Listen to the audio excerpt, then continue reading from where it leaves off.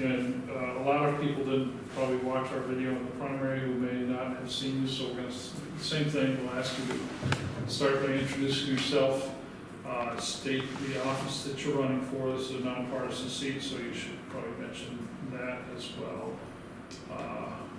Very brief bio, and then we'll get into some questions about the race and about your qualifications and so on. Jennifer, why don't we start with you? Okay. Introduce yourself and the office you're running for, please. Hi, I'm Jennifer McCork. I am running for Multnomah County Auditor. It is a nonpartisan office that serves the entire county. I am running because I want to continue our tradition of promoting accountable government and bring a new approach that also promotes equity and community involvement in the auditor's work. I think taxpayers understand in our county the importance of funding safety net services, but they want to know that those services are actually providing results for the vulnerable populations they're supposed to be serving, so that we know those services are effective. And that's why I want to bring people, the vulnerable populations, into the conversation as we're talking about risk. I have been in the office for nearly 6 years as a staff auditor. During that time, I've covered things from planning for the construction of our new central courthouse, to animal services, to the ethical culture of the county.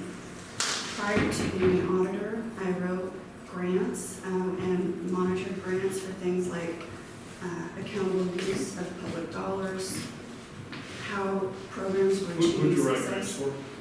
for? Portland State, Lewis and Clark College, primarily. Were you employed by those organizations or were you freelance? I was employed there.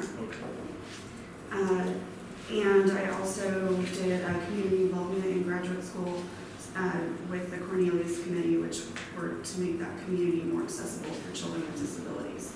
So I have a good sense of how to bring the community into the auditing conversation and make sure we're focusing on issues that directly affect people's lives. I think that's why I won the primary.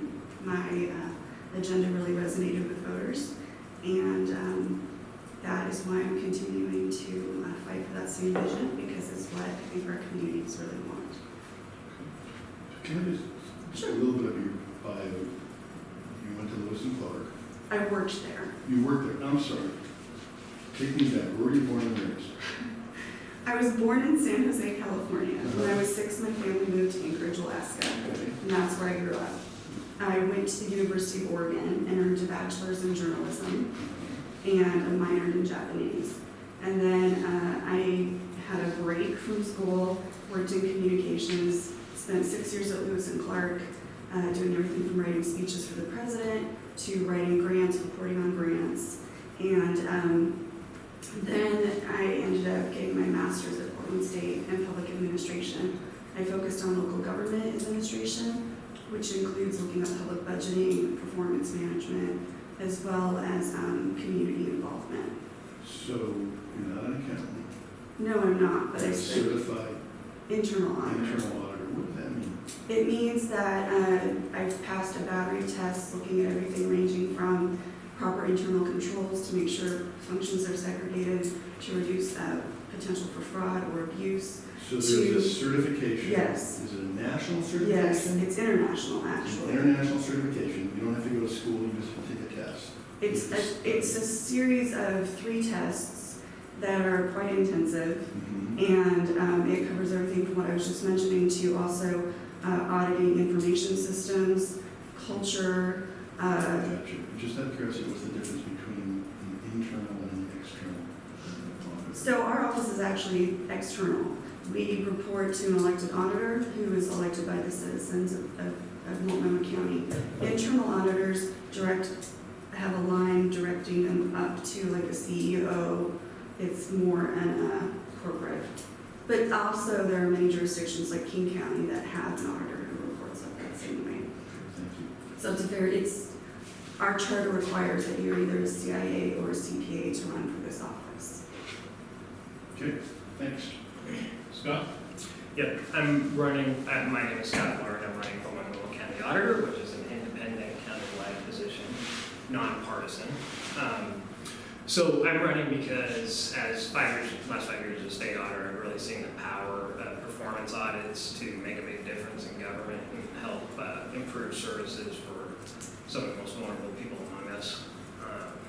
Been involved in audits of temporary assistance for needy families, which is the welfare system, alternative education, more recently the foster care audit, and right now Portland Public Schools.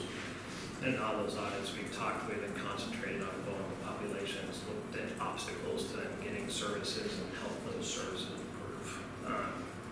I decided to run for the county because the county has a lot of those critical services for vulnerable people, whether we're talking about the justice system, social services, or health services, including mental health care. And the county auditor's office in the last 10 years is not concentrated on auditing those services. So I want to change that. I believe I have the experience that will help me do that job. I was a CPA for Price Waterhouse, former CPA for Price Waterhouse when I started off my career. Then I was a journalist for 23 years, including 17 at the Oregonian, so I had a lot of in-depth experience there and county issues. In the last 5 years, I've been a state auditor. I've been promoted up to principal auditor. Right now, I'm leading the largest audit team in our office, which has 3 staff underneath me. And I'm focused on the most controversial audit in our office in Portland Public Schools and ODE, which has a lot of politics involved. There's a lot of pressure involved. There's a lot of people wanting us to do different things, concentrate on their issue that they feel is most important. And I volunteered for that audit because I knew that kind of pressure was going to be coming and I knew I could handle it. Why is the state auditor auditing Portland Public Schools? The Portland Public Schools gets a fair amount of money, hundreds of millions of dollars from the state. So it's fair game to look at how they're spending that and what they're doing and the return on investment. Is there a precedent for that in your office where you would audit what is normally thought of as a local entity? There is. I mean, the prior audit that I was on was alternative education, and we were visiting lots of districts all around the state. We've done a lot of education audits. I don't think we focused on one school district in particular before, except with a couple of hotline tips where we had, problems that were reported about a particular school district or ESD. Scott, you have attached to your campaign stuff a couple of audits. First and foremost, the audit of foster care in Oregon. And what was your role in this audit? I wrote a lot of that audit. I worked with the team to help develop strategies for, their work on that audit. So Concentrating on did you do the audit? Nope, I wrote it. So why did you not do the audit and why did you write it? Oh, well, Is that your role? That you're No. I was working on the alternative audit, education audit at the time, and the team needed some help in writing that audit. It's kind of complicated. They had a lot of findings that they were having trouble sorting through, so I sat down with the team for a couple of weeks. And So again, I'm just wondering, why are you including this to show us how you write? to show us the power of performance audits that I'm involved with. It was a real leadership role where they, Gary Blackmer brought me in to take a leading role in helping the So teams you're get saying more you aggressive. attach this to show us the power of these audits? Yeah, and what I can do with turning an audit into something that's So that would suggest that there's been some substantial consequence of this audit. I think there in the has been. foster care system. Yeah, I think it highlighted a real incredible problem in our state. I'm really proud of it. And we fixed that? We're hopefully on our way. There's lots of recommendations in that audit for fixes. I think you're raising an important point, which is no matter how well our audits are written, and they can be really impactful, great writing, we have to do more to actually help move the change along that we recommend in our audits. I believe that means not just doing our report presentations to the board, which we are required by charter to do, but also going to the populations most affected by the issues we're looking at, reporting directly to them, making sure they're aware the audit is happening, and interviewing as many people from those vulnerable populations as we can. And then also making sure we get our information to media as early as we can so you can do the kind of work you would like to do I think it also means we need to have a robust follow-up program, which is something our office has not had, because it's really easy for a program, at least to the county, to report back to us a year later and say, yes, we have achieved that. Yes, we have met that recommendation. And often when we go back in, we find, well, not so much. That's not really the case. So it's really important for our office to maintain the pressure. And yes, auditing is a powerful tool. The report is great, but that's not the only way we need to be moving to have better government. Yeah, that's a good point. On this particular audit, Right. we had 3 public forums after the audit was released. We did do embargo releases to the media and work with media on that. And we have you'll see at the end, and the recommendations. If you look online, we have a forum where the agencies respond to each recommendation, say whether they agree with it, say the responsible party, and say when they're going to have it done. So we'll follow up on that, and then we're testifying before the legislature on it. What role have you had in deciding what gets audited? We can all contribute ideas, and then whoever the audit director is who chooses what gets audited.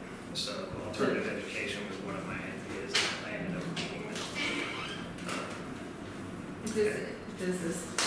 It's not the elected's role? The elected chimes in, they'll usually have 1 or 2 that they really want to see get done, but the audit director is usually the one who lays out the best. Or the Portland Public Schools one came from? That was from Secretary Richardson. So Scott, again, you've got an audit here for delinquent debt collection. Yeah. Did you do that audit? Yeah, I worked intensely on every other audit on that. I was under staff for the person in charge. Jennifer, you were involved in the animal control audit. Yes. So how would you assess the county board's receptiveness to that audit? County Board of Commissioners? Yes, I was very disappointed. I feel Why? like, well, I'm getting into that. I feel like my audit partner, Nicole DeWeese, and I did a really great job of responding to the questions that were raised. If I had been elected at that point, I would have taken a moment to remind the commissioners that their role is to serve the constituents and the broader county population, and to be able to look at our findings with some objectivity and some professional judgment. Could you just, for people who are Yeah. watching, summarize what the audit found? So we did an original audit that came out in 2016, and we found some serious health and safety issues at the animal shelter that were both affecting the animals in care and the people who worked there, and potentially the public who takes home these animals. We did a follow-up audit because we were so concerned with the situation we found, and found that animals were still not getting proper care.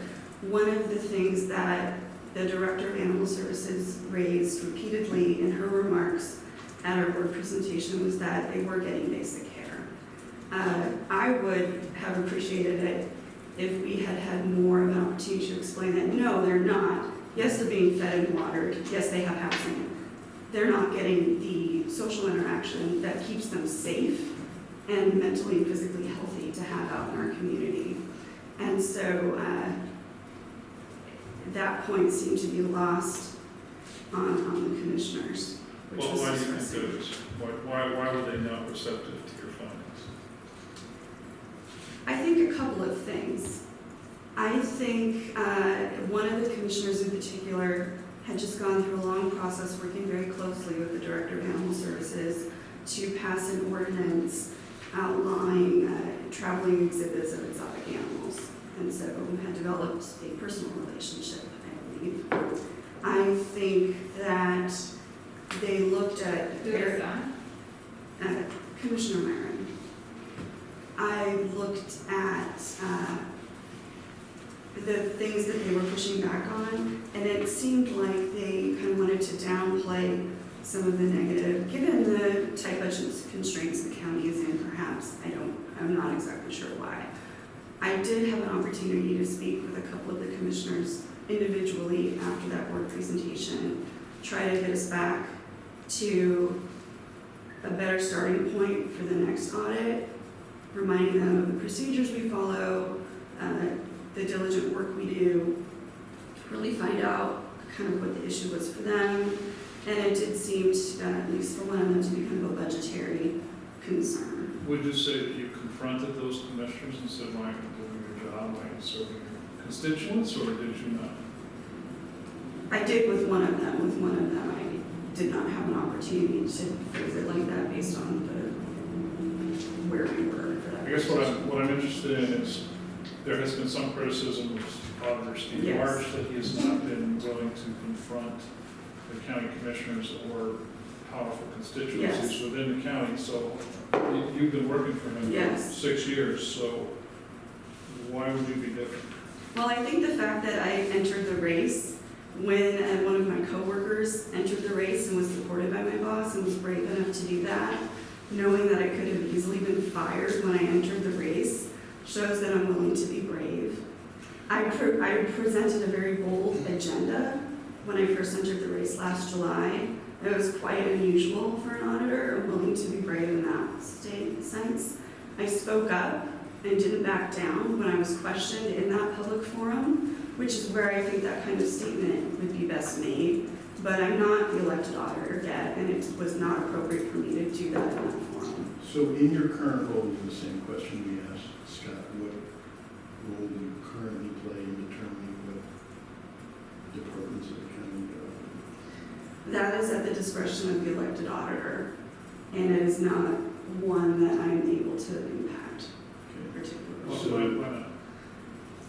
I feel that that's probably a question for my boss about how he decides. There have been things that I have pushed for and that many of us have pushed for, Yeah. and occasionally we get to pursue one of those, Yeah. other times we don't. So And it's not clear to me why that is. Like, for example, I pushed for us to start doing a real-time audit of our big building projects that were going up, and that eventually came to be.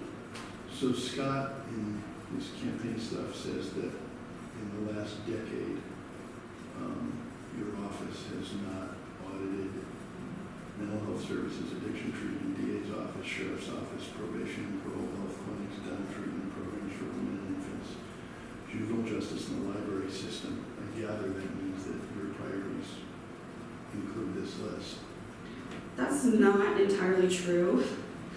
I think we may not have done those in the way I would like to see. For example, we did an audit looking at long-term care and public guardianship programs, but didn't go out and actually visit those facilities and do that work where we're really looking at what the conditions are like for the vulnerable people living there. Right. But we have done audits looking at mental health, Medicaid billing, concern about fraud, issues like that.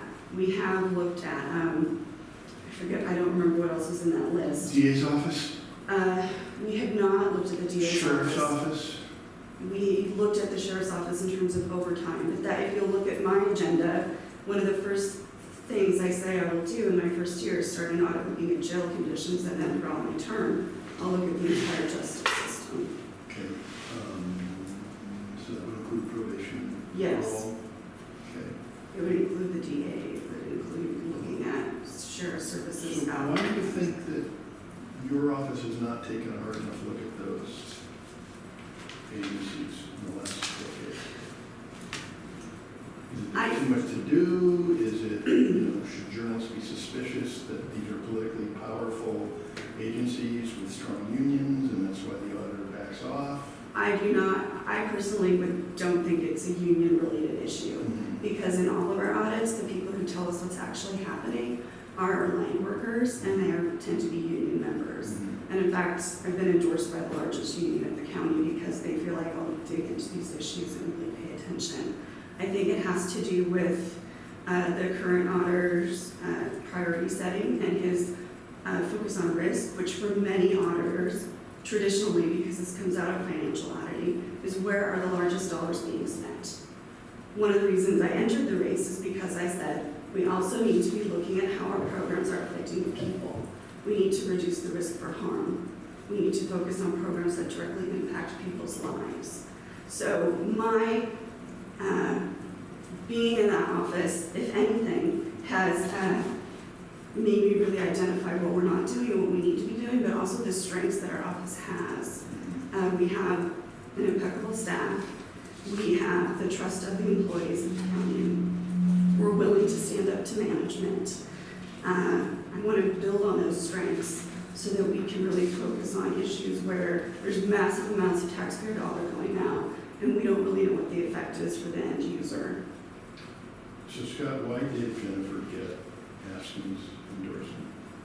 I think she went fair and square. You know, we had a presentation with all the candidates, and I think that her, the equity portion of her platform was very appealing to the folks, judging by the reaction.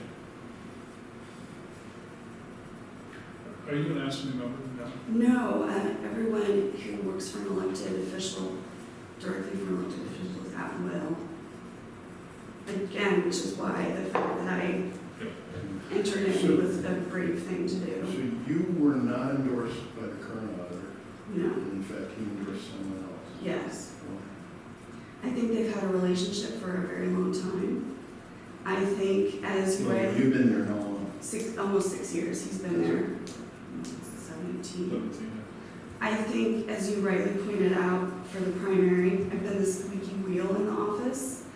Things have not always been super comfortable between me and my boss.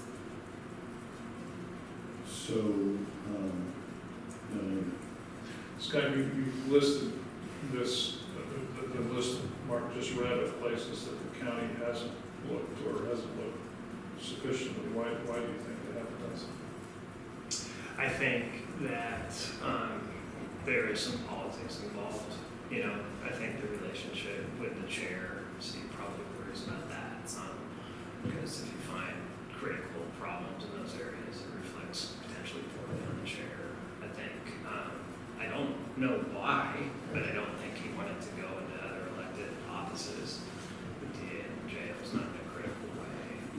Both Jennifer and I had pointed to that Amanda Lamb incident where she was fired after producing critical analysis. And it's just awful that the auditor's office didn't check in. So Jennifer has, she ran against Mark Ulanowitz, who was the third member of this race in the primary. She has seemingly caused some problems for the boss and raised issues around the animal, which is kind of a third rail of the county animal control office. Can you cite similar independence or courage in your work as an auditor where you have taken on, where you've made politically within your office unpopular decisions or taken unpopular decisions? Yes. So it's happened both under Kate and under Dennis. So under Kate, the Temporary Assistance for Needy Families Talking program. about former Secretary of State. That's right. Kate Brown. Sorry. Yes, Kate Brown. So that audit had raised concerns among the Democrats who supported the system. It got leaked in advance to Tina Kotek, who brought in, I don't know if it was her or her staff, but brought in a long list of concerns that they had about the audit. And that came before us. Gary Blackburn and Robert Taylor presented it to us, and Jacob Rawls and I stood up very strongly and said, that's not backed by evidence, we're sticking with our findings, and we did. Well, what was the issue? The issue was fraud and abuse in the No, it was kind of saying that the system is essentially broken.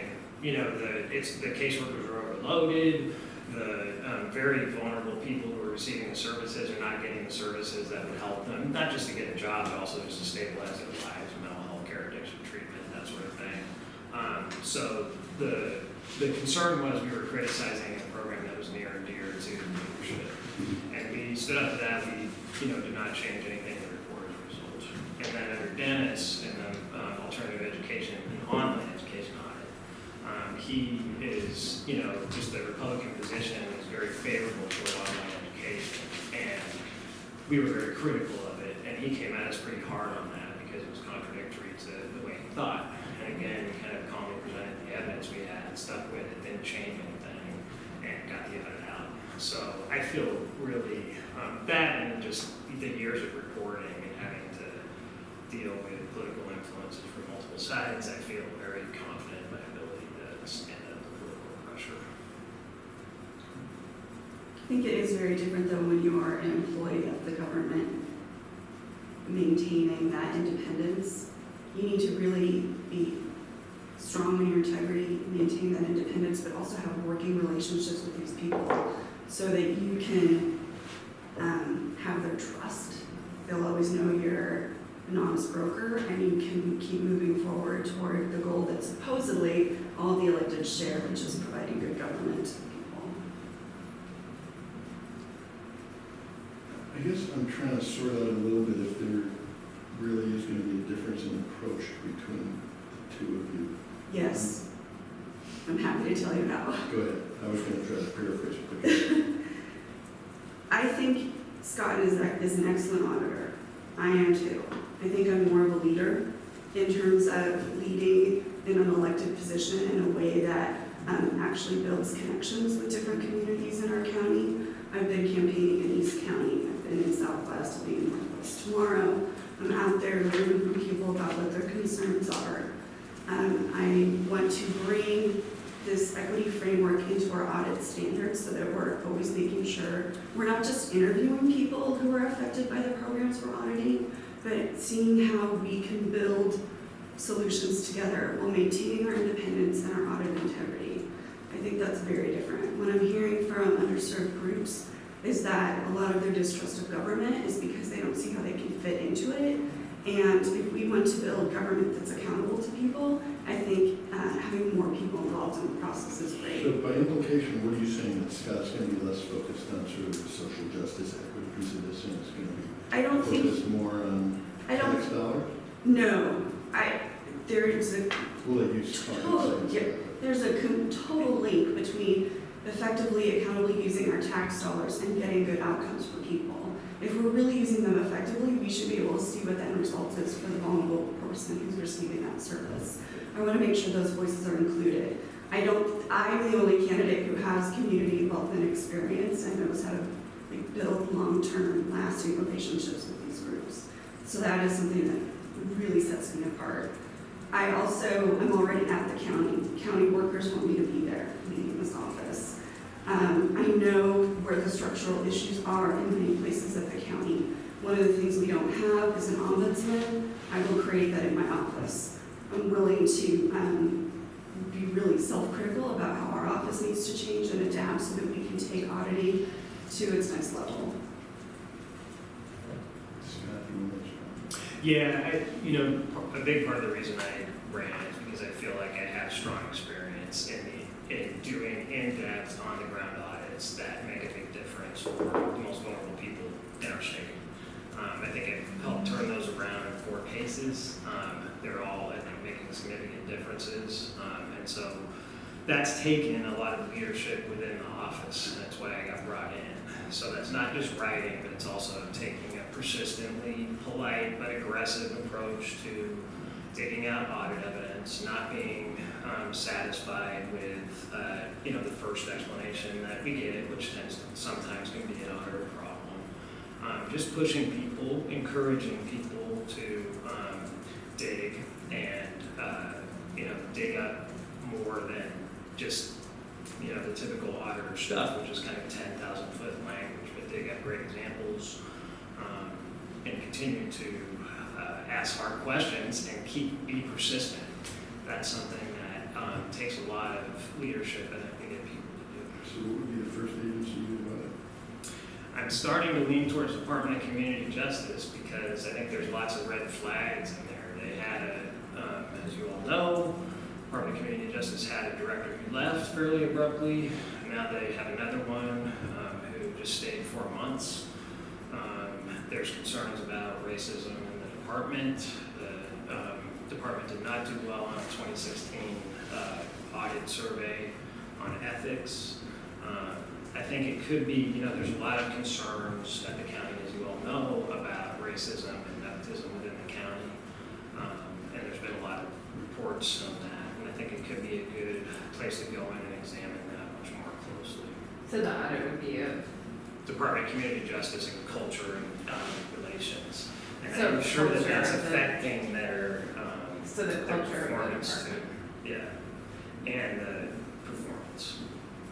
like? Both culture and performance. Yeah. What would be the first thing that's in So there are 4 audits. I'd start my first year. One is a look at, and you guys have heard this before, so I apologize, conditions in our county jails. You know, since that report that came out in 2016 about disproportionate use of force against people of color, Disability Rights Oregon has had a couple of reports about conditions for people with mental health issues. The chair and the sheriff have both committed to making changes. I think our office needs to go in and assess where we're at with those changes. Can I stop you for a second? Sure. If they've committed to changes, why is an audit necessary? Because people can be committed to changes and say they're doing them, but our office actually has to go in and make sure that that's happening. Words are all fine and good, but, I mean, you don't just listen to one person. You get several sources before you're going to report something, right? It's kind of the same thing. We can't just take somebody's word and assume that everything is okay. Our standards require more than that. So Jennifer, you ran in the primary against Scott and this other. And Mark, yes. And Mark, and he's still at the county auditor's office? Yes. Will he lose his job if you get elected? No. I am really honored to work with everybody in that office. I think they're immensely talented, creative, smart staff, and I hope they'll all stay with me. And you're gonna let a guy who ran against you continue working there? Yes. Yes. Smart? I think it's smart because the reason I ran against Mark is he and I had a very different vision for where that office should be. He and I have met for coffee since after the primary. We're on good terms. Has he endorsed you since he was defeated? He's not endorsing anyone. I think he feels that that could be very uncomfortable for him if he endorsed me and I did not win. There's a job security question there for him, and I get that. You both have a long list of impressive endorsements, but I'd like you to tell us each which endorsement you think would be most meaningful for voters to understand who gave it and why they gave it and why it should matter to voters. You go first. Okay, I do my endorsements really try to focus on people who know my work.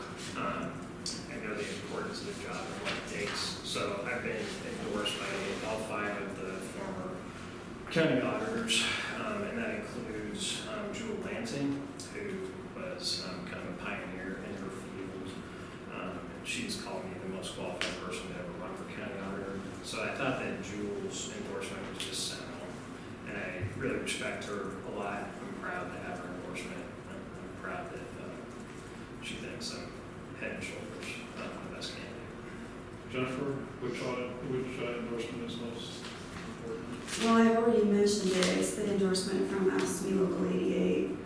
There's over 3,000 county employees who are in that union. They elected me unanimously, as I understand it, as the candidate they wanted to endorse. It means a lot as an auditor who's working out to point where systems flaws are and is really, where other called performance auditors or management auditors, because we're supposed to be auditing how well management is doing. And a critical way to know what's really going on is to be able to talk to those line staff and have their trust and support. So that's why that means so much to me. So I want to ask a little bit about that. So, Sure. So part of what, and you've talked a lot about equity, which is extraordinarily important. Part of what I think voters and constituents will expect from an auditor is somebody who's keeping an eye on the money. Of course. So if the AFSCME employees are the largest single recipient of money, Well, they we're not, like, but they like you, should we be a little bit nervous about that? no, not at all. So when it comes to collective bargaining, I think the auditor needs to stay aware of what's happening and make sure that we're having kind of even dealings across our unions, and make sure that we're providing living wages, decent benefits, so that we can set a standard also for those who contract with us.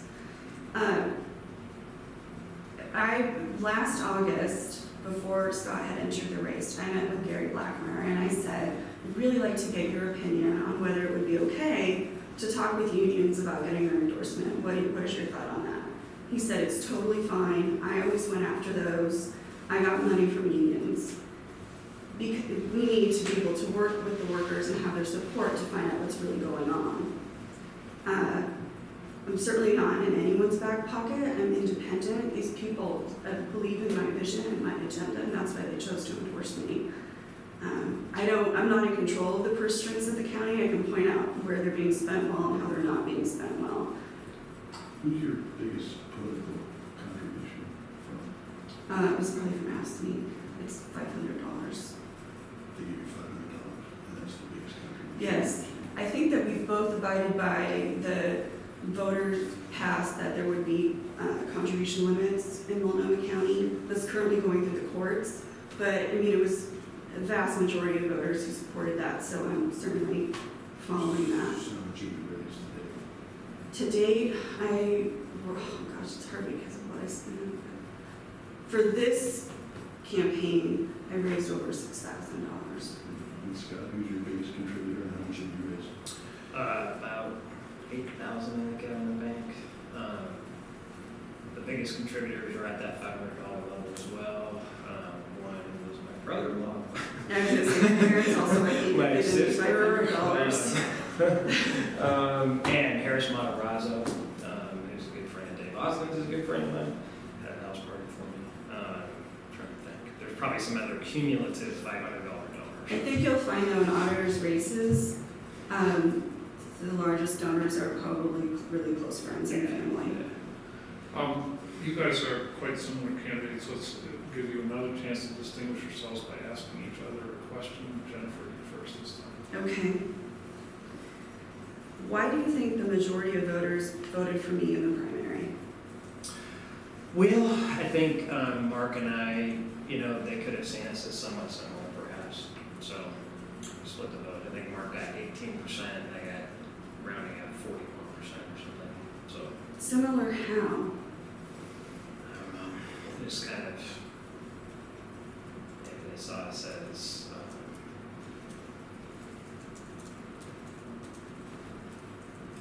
just pitching some of the same things.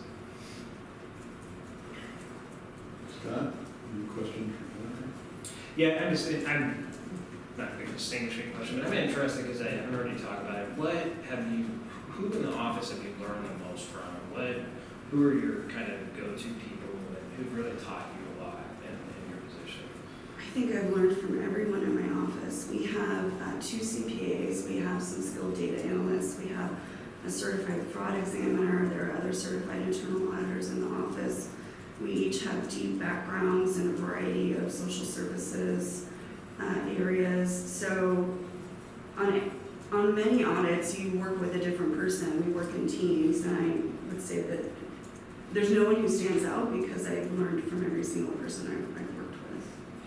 Jennifer, so Scott does have endorsements of a lot of people who have Yes. the job you see. Yes. Why do you think that is? I think it's partly because I represent kind of a change in auditing. The way that I want to work with vulnerable communities, the community outreach I want to do, those are not typical things you see in an auditor.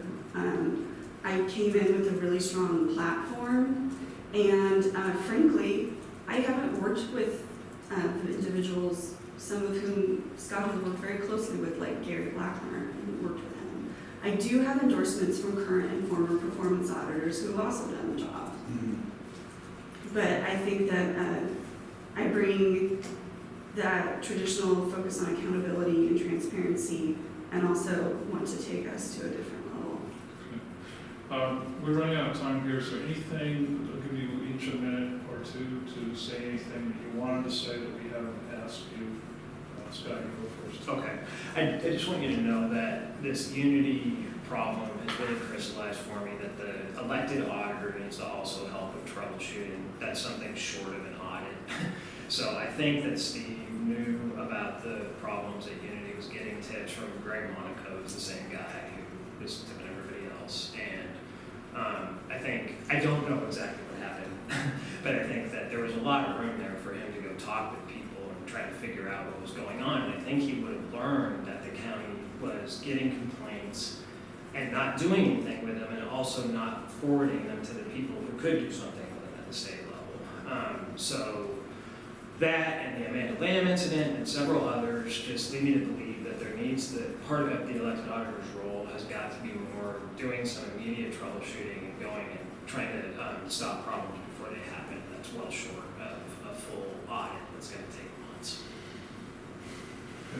Jennifer, anything you'd like to say that Sarah said? Sure. I'd also like to bring up the unity issue. I found out a couple of weeks ago that my boss had been in communication with that employee. I had not known that. To me, it pointed out a couple of things. One, when an issue comes to the auditor needs to act.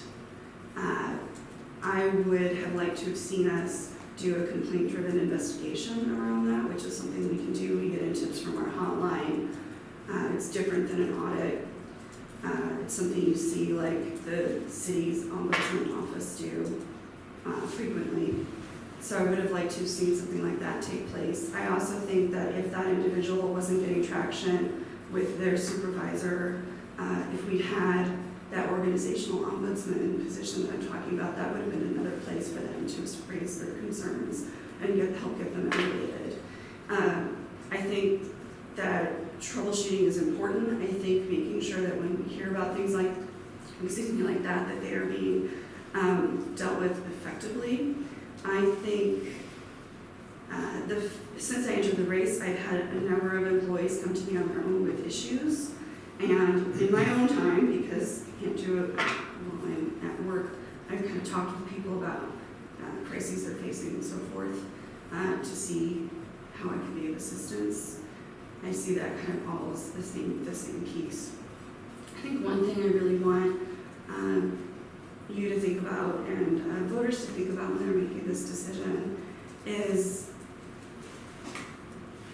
I've had a lot of experience at the county in auditing. I have a lot of excellent writing abilities too. I work with a great team. We are ready to go to take this to a new level that will bring greater benefit to the public because we'll be making a much clearer connection between where their dollars are spent and what the outcomes are. I won't have to get up to speed. I'm already there. And if I had won the primary by a larger margin, I'd already be getting that going.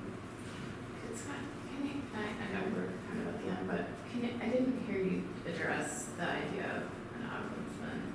Oh, an organizational ombudsman? I think it's an intriguing idea. I think Jennifer's plan is to eliminate her position as an auditor, essentially, to provide that ombudsman. And I'm not there. I would want to learn more about it.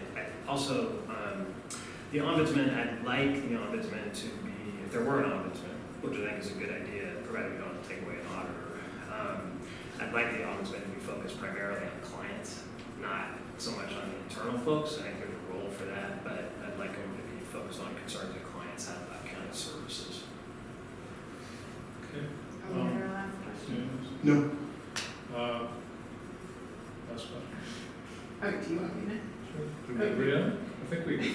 Go ahead, I'm not sure. Is this a silly question? Yes. So it's a revealing question. A revealing. Jennifer, what are you afraid of? Okay, the first thing that pops into my head is sharks, but I don't know if you That's a good one. particularly great white sharks. Okay. Oh gosh, I'm mostly afraid of my family being hurt and stuff, you know, I mean, to be honest, that's what I'm most worried about, but let me think of something funnier. A lot of things are funnier than your family. That's all right. I'm afraid of heights. I'm afraid of heights. Okay. All right, great. Thank you. Ryan, is the machine turned up?